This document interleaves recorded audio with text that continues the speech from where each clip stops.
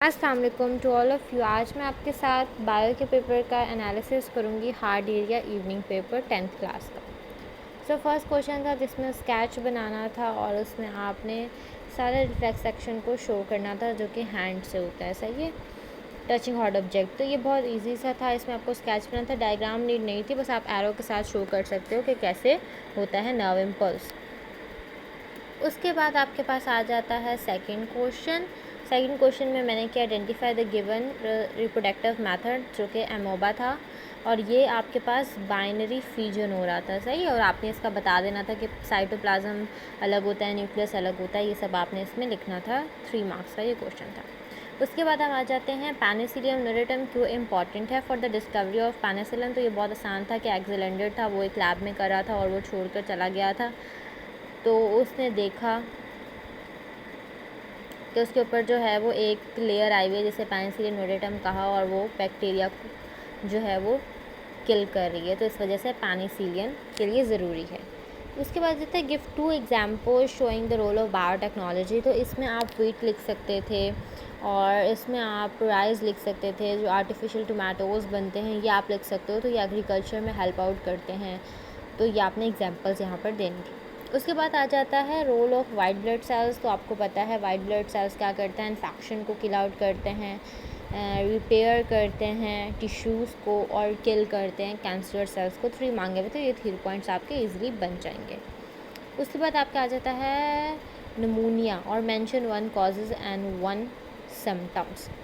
तो फिनोमेना जो नमूनिया होता है उसका जो फिनोमेना होता है वो ये होता है कि ये जो है उसके अंदर पस आ जाती है अलवराई के अंदर ना, तो इससे हो जाता है। कॉज इसका आपको पता है बैक्टीरिया है, और सिम्टम शिवरिंग और कोल्डनेस हो जाती है, इंसान जो है वो फीवर हो जाता है, ये सब आ जाता है। उसके बाद आ जाता है identify label parts in given diagram.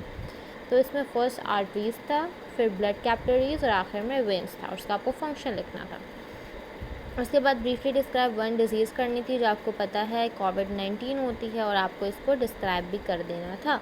आप इसमें डिस्क्राइब कर सकते हो कि ये पैंडेमिक था 2020 टू 2021 में, और इसमें जो है बहुत ज़्यादा लोग जो हैं वो डेथ हुई थी, बहुत ज़्यादा डेथ हो गई थी, पैंडेमिक क्रिएट हो गया था। और इसमें आप सिम्टम्स बता दो और कॉजेज़ बता दो, तो ये क्वेश्चन आपका डन हो जाएगा। 2 मार्क्स का है, तो इतना लिखना ठीक है। उसके बाद आपके पास आ जाता है व्हाट इज़ स्पर्मेटोजेनेसिस, सही है। तो ये किस में होता है, मेल के अंदर होता है, और ये टेस्टिस में होता है, पता है। और डिस्क्राइब इट ब्रीफली, आप डायग्राम बताओगे तो बहुत अच्छा एक्सप्लेन कर पाओगे, तो मैंने डायग्राम बना के एक्सप्लेन कर दिया था। अब आता है what is plasma and what does it transport. So ये भी इजी था। प्लाज्मा क्या है, कंपोनेंट ऑफ ब्लड है, एंड आपने इसको बताना था कि ट्रांसपोर्ट होता है through minerals, through blood, through ion, through salts, तो ये सब चीज़ों से ये ट्रांसपोर्ट होता है, ये आपने लिख देना था। उसके बाद फिर आपका लास्ट क्वेश्चन था जिसमें एक्सपायर्ड ईयर का पूछा हुआ था, और इंस्पायर्ड ईयर का इसमें आपने कंपैरिजन करना था, तो ये भी ईजी था।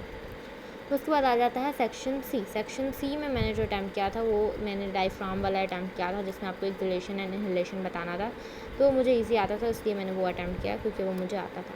उसके बाद आ जाता है describe the structure and function of the small intestine. तो ये भी ईजी था, जिसमें ड्यूडेनम, जिजनम, इलियम आ जाते हैं, और उसके आपने फंक्शंस बताने थे, सही है। उसके बाद आता है डिस्क्राइब एनी 5 यूजेस ऑफ बायोस्टेटिक्स। तो बायोस्टेटिक्स की भी यूजेस आनी थी कि ये डेथ रेट बताता है, बर्थ रेट बताता है, डेवलपमेंट बताता है, फिर एग्रीकल्चर में आपको बताता है कितना अच्छा जा रहा है, फिर सर्वाइवल बताता है, सर्वाइवल चांसेस कितने हैं, कि कोई भी सर्जरी के बाद जो है वो कितने सर्वाइवल चांसेस हैं, कैंसर के बाद कितने सर्वाइवल चांसेस है, तो ये सब बताता है।